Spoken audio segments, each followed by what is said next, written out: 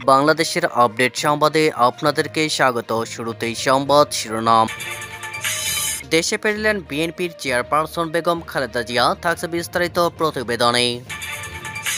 এরপর জানিয়ে দেব অধিকাংশ আন্দোলনের নৈপথ্যে আওয়ামী লীগ নেতারা উস্কানি শেখ হাসিনার। আরও জানিয়ে দেব বিদায় ক্ষণে ছেলের সঙ্গে কী কথা হলো খালেদা জিয়ার। আওয়ামী লীগের নির্বাচনে অংশ নেওয়ার বিষয়ে যা বলেন প্রধান নির্বাচন কমিশনার। সবশেষে জানিয়ে দেব সাবেক এমপি সহ আওয়ামী লীগের 9 জন গ্রেপ্তার। এতক্ষণ শুনছিলেন সংবাদ শিরোনাম, এবারে বিস্তারিত। 4 মাস পর লন্ডন থেকে দেশে ফিরেছেন বিএনপি চেয়ারপারসন বেগম খালেদা জিয়া। মঙ্গলবার 6 মে সকাল 10টা 42 মিনিটে রাজধানীর হজরত শাহজালাল আন্তর্জাতিক বিমানবন্দরে তাকে বহনকারী কাতারের আমিরের বিশেষ ফ্লাইটটি অবতরণ করে। এদিকে পূর্ব ঘোষণা অনুযায়ী খালেদা জিয়াকে স্বাগত জানাতে সকাল থেকে বিএনপি নেতাকর্মীদের ঢল নামে। নির্ধারিত সময়ের অনেক আগে থেকেই নেতাকর্মীরা বাইরের সড়কে জড়ো হতে শুরু করেছেন। দলীয় ও জাতীয় পতাকা হাতে রাস্তার দুই পাশে ফুটপাতে অবস্থান নিয়েছেন তারা। শুধু বিমানবন্দর নয়, খিলক্ষেত, কুড়িল, বিশ্ব রোড, বনানী থেকে শুরু করে একেবারে গুলশানে খালেদা জিয়ার বাসভবন পর্যন্ত বিএনপি নেতারা রাস্তার দুই পাশে অবস্থান করেছেন। সেখানে তারা বিভিন্ন স্লোগানও দিচ্ছেন। বাসভবনেও রাখা হয়েছে বিশেষ নিরাপত্তা ব্যবস্থা। খালেদা জিয়ার আগমন উপলক্ষে আগে থেকেই বিমানবন্দর এলাকায় অতিরিক্ত জনসমাগমের সম্ভাবনা থাকায় ট্রাফিক পুলিশও ব্যাপক তৎপর রয়েছে। এর আগে খালেদা জিয়াকে অভ্যর্থনা জানাতে বিএনপির পক্ষ থেকে দলটির নেতাকর্মীদের বিশেষ নির্দেশনা দেওয়া হয়। সেখানে কোন সংগঠন কোন এলাকায় দাঁড়াবে তাও নির্ধারণ করে দেওয়া হয়। নির্দেশনা অনুযায়ী ঢাকা মহানগর উত্তর বিএনপি অবস্থান করবে বিমানবন্দর থেকে লো মেরিডিয়ান হোটেল পর্যন্ত। ছাত্রদল অবস্থান করবে লো মেরিডিয়ান হোটেল থেকে খিলক্ষেত পর্যন্ত। যুবদল অবস্থান করবে খিলক্ষেত থেকে হোটেল রেডিসন পর্যন্ত।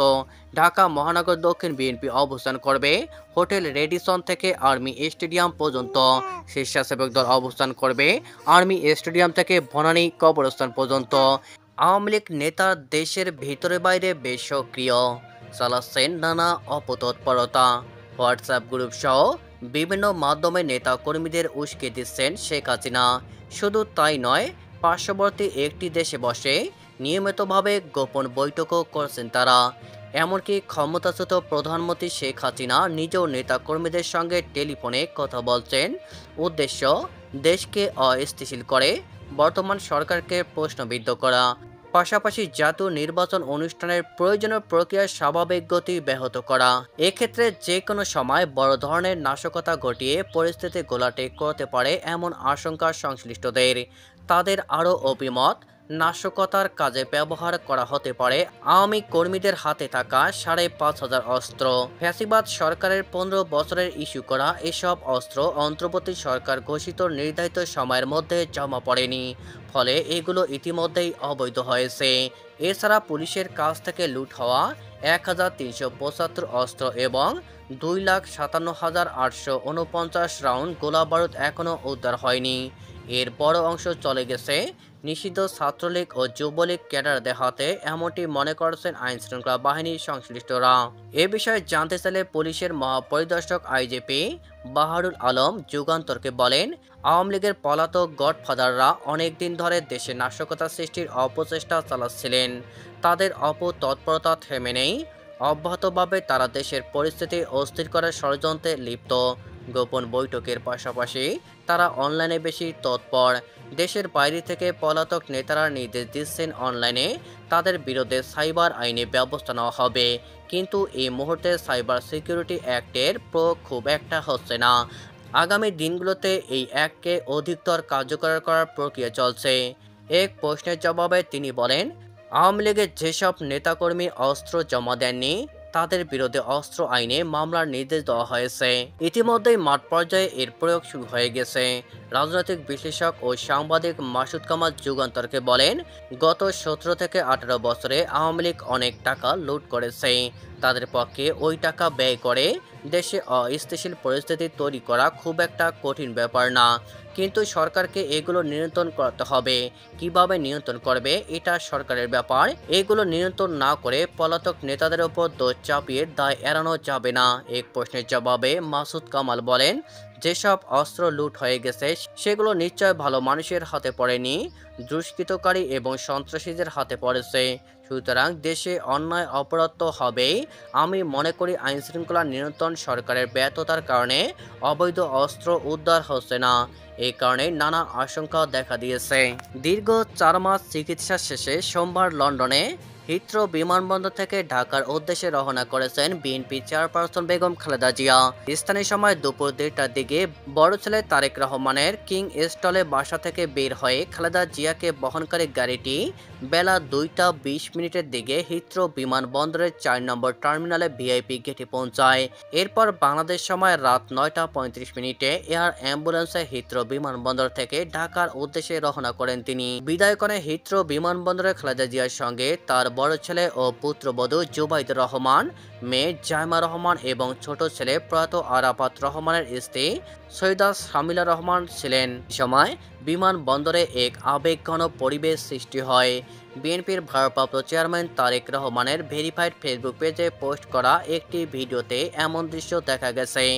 ভিডিওতে দেখা গেছে খালেদা জিয়া তারেক রহমানকে জিজ্ঞেস করে বলেন, তুমি কতক্ষণ দাঁড়িয়ে থাকবে? উত্তরে তারেক রহমান বলেন, তুমি বিমানে ওঠার পর মেয়ে জাইমাকে নিয়ে চলে যাব। এরপর তারেক জিয়ার সঙ্গে যারা ছিলেন তাদের উদ্দেশ্যে খালেদা জিয়া বলেন, তোমরা ভাইয়ার খেয়াল রাখো। এই সময় খালেদা জিয়াকে একটি হুইল চেয়ারে বসে থাকতে দেখা যায়। তার পাশে নাতনি জাইমা ও পুত্রবধূকে দেখা যায়। প্রধান নির্বাচন কমিশনার সিইসি এএমএম নাসিরউদ্দিন বলেছেন, আগামী সামনের নির্বাচনে আওয়ামী লীগ অংশগ্রহণ করতে পারবে কিনা এ বিষয়ে মাঠ পর্যায়ে আলোচনা চলছে।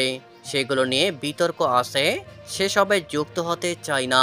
আজ সোমবার 5 মে সকালে ভোটার তালিকা হালনাগাদ ও ত্রয়োদশ জাতীয় সংসদ নির্বাচন উপলক্ষে ময়মনসিংহ অঞ্চলের নির্বাচন কর্মকর্তাদের সঙ্গে মত বিনিময় সভা শেষে সাংবাদিকদের এক প্রশ্নের জবাবে তিনি একথা বলেন। প্রধান নির্বাচন কমিশনার বলেন, সংস্কার কমিশনের সুপারিশ আমরা মানছি না বলে অনেকে মন খারাপ করছে।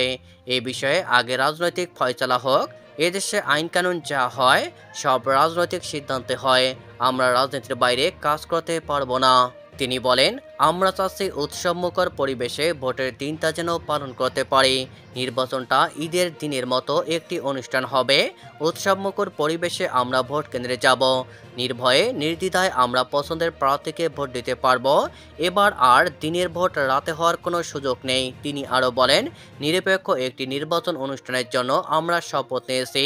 এসে সম্পূর্ণরূপে একটি নিরপেক্ষ প্রতিষ্ঠান, নিরপেক্ষ আছে এবং নিরপেক্ষ থাকবে, এই নিশ্চয়তা আমরা দিতে পারি। তবে রাজনৈতিক বিতর্কে জড়াবে না নির্বাচন কমিশনার। যে কোনো সিদ্ধান্ত কমিশনের সব সদস্য মিলে নেওয়া হবে, একক কোনো সিদ্ধান্ত নেওয়া হবে না। যে কোনো সময় নির্বাচনের জন্য নির্বাচন কমিশন প্রস্তুত। বাগেরহাট 4 আসনের সাবেক সংসদ সদস্য এমপি আমিরুল ইসলাম মিলন সহ আওয়ামী লীগ ও এর অঙ্গ সংগঠনের 9 সদস্যকে গ্রেপ্তার করেছে ঢাকা মহানগর গোয়েন্দা পুলিশ ডিবি।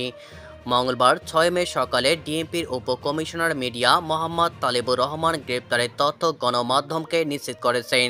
তালিবুর রহমান বলেন, রাজধানীতে ডিবির অভিযানে বাগেরহাট 4 আসনের সাবেক এমপি আমিরুল ইসলাম মিলন সহ আওয়ামী লীগ ও এর অঙ্গ সংগঠনের 9 সদস্য গ্রেপ্তার হয়েছেন। তবে কোন মামলায় তাদের গ্রেপ্তার করা হয়েছে সেই ব্যাপারে প্রাথমিকভাবে বিস্তারিত জানায়নি পুলিশের এক কর্মকর্তা। তিনি বলেন, এ বিষয়ে পরে বিস্তারিত জানানো হবে।